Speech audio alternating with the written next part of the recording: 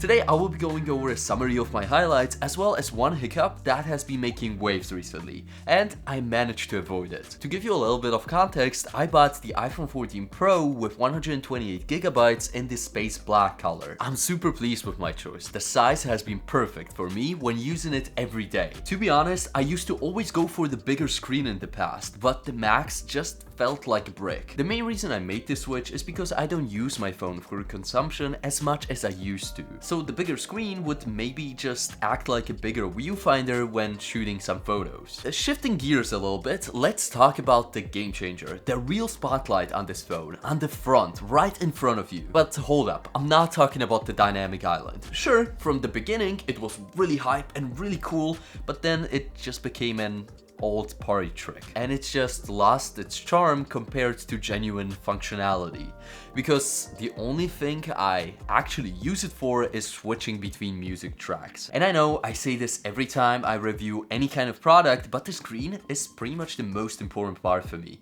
because it's the part you're gonna be looking at the whole time. First and foremost, we gotta talk about the GOAT of all features on a screen: ProMotion, or high refresh rate. Seriously, I cannot use a screen without high refresh rate anymore. It just makes everything so smooth. And the 14 series, compared to even last year's 13 Pro and Pro Max, got a serious upgrade. Their LTPO panels, the upgraded ones, can go all the way down to 1 Hz, which enables the iPhone for the first time ever to finally catch up with the Android crew and get an always-on display. But to be honest with you, I didn't use that either. It was cool for the first few weeks, but after then I found it way more distracting than actually useful. Like, most of the time I'm not sure if I'm just a weird guy, but I always ask Siri for the time. I don't even look at the time. Even if I'm working on my MacBook and the time is just up there, I still ask Siri to tell me the time because I'm lazy like that. And like I said, over the last 12 months, I found myself getting more productive, more into the zone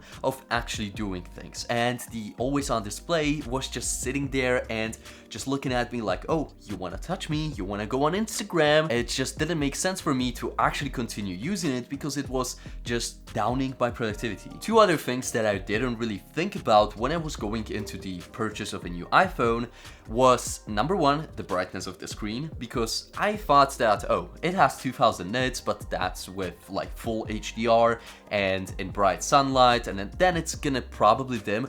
But man, the brightness has been absolutely amazing. Like, I don't even think about it anymore. It's just good in any kind of situation. And the second feature that I didn't really think I would like as much are the haptics. I heard MKBHD like 1,000 times mention that haptics are pretty important on phones because he switches them often. But me, with my only Android phone before this, I didn't really think much of it. But damn, the haptics are so good. I mentioned this in my first review when I was talking about the Duolingo haptics, when you up your streak and it makes this nice vibration. But if you're using any kind of app, like for example Twitter or X now, you can feel every single like and every single retweet. Just everything you do on this phone is so tactile, and I absolutely love it.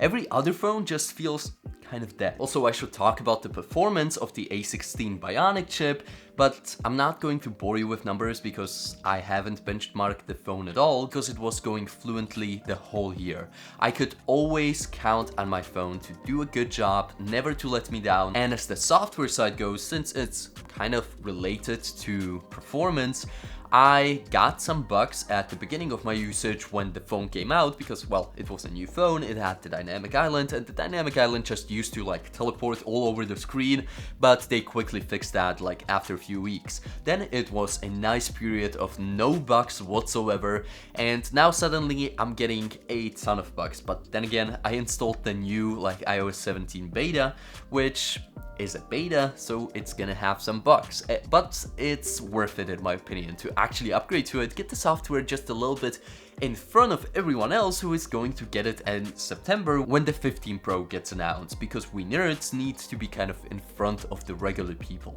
Okay, so what is the hiccup I mentioned at the beginning of this video? Well, a lot of people in my comment section on one of my shorts that went kind of viral mentioned that their battery life and especially their battery health is getting worse and worse every single month. I kind of didn't really catch this because, well, I'm not that addicted to my phone. Like I said previously, I'm trying to be on the productive side of the world, and I'm trying to use this guy as little as possible. Like, don't worry, I still use it. I have an expensive phone, I know, and I should be using it because it costs a lot of money, but I'm using it for the things that actually matter, like filming YouTube videos and things like that, and playing with cool features. But I'm not wasting time on it, like scrolling through Instagram and stuff.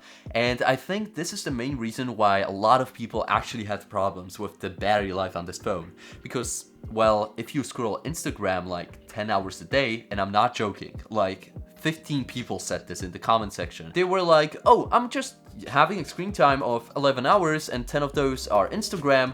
How do you even get 10 hours of Instagram scrollage? I'm bored after like 3 minutes. So I think the battery health and the whole battery life issue with the phone is kind of down to your usage. I'm using it between like 2 to 5 hours a day. Those 5 hours are mostly because I sometimes just read books on my phone. If I don't have my computer or my iPad with the book, I just use my phone, and that's why I get 5 hours. But then again, if you're reading a book, you have the LTPO technology, so it's gonna go down in those hertz and actually save you battery life. But to summarize this whole rant, I don't really use my phone as much as the regular person, and that's why I'm ending my days with around 40-30% battery life, which to be honest could last me another day. And my battery health after 11 months, or the 1 year I used in the title, is 98%. Okay, let's pivot to the camera game now. One word to sum it up: consistency.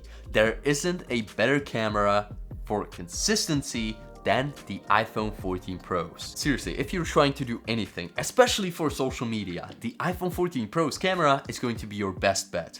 It's so consistent across all of the apps, and some people had an issue with the 14 Pro's camera that it over sharpens and that the software optimization isn't that good. And yeah, from the start it wasn't that good, but with a few updates it was slowly getting better, and with iOS 17 it's actually much better and it doesn't over sharpen as much anymore. So if you haven't installed some of the betas, or you're just waiting for the proper iOS 17 to launch, you will be surprised how good your photos will actually get. Also, about the social media thing, if you're a creator, you need to get on the train of having an iPhone with a Mac or an iPad or anything else in the Apple crew just to get AirDrop, because it saves so much time compared to having a Windows PC where you have to connect it with your wire, then transfer the files over one by one because it doesn't work when you transfer multiple ones at once. And it's just a total nightmare. With the Mac, you just use AirDrop, it's instant, it's really quick, especially for huge video files. It just takes like, I don't know, 20 seconds to transfer like a 10 gig file. So it's just exceedingly easy to actually transfer your files to your computer, then you can edit it and quickly upload it. Also, I wanted to mention the 2 new features that came with the 14 Pro, and that's the new RAW mode for photos, which I actually did use for a bit and I got some pretty cool shots, but I didn't use it really afterwards, like after the hype.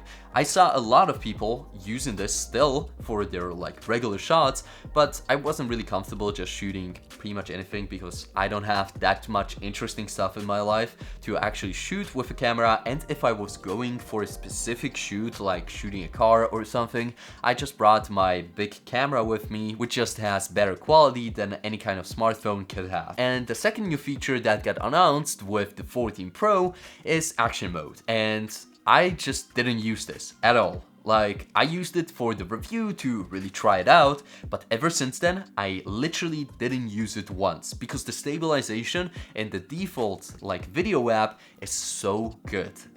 I was literally shaking my phone like this and it still came out stabilized. So after 11 months or a year with the 14 Pro, should you wait till the 15 Pro comes out and actually buy that one, or save some cash and get the 14 Pro? Well, the word on the street is that the 15 Pro is gonna get USB-C, which is pretty good, and also some extra goodies, but I don't really count them because they're not like major features, they're just kind of like aesthetic features. But the USB-C port is kind of nice, but then again, if you're saving around $200 to $300 just to carry around a simple lightning cable, I think you're better off with the 14 Pro. And also, apart from actually charging the phone, what are you actually gonna use that USB-C port for?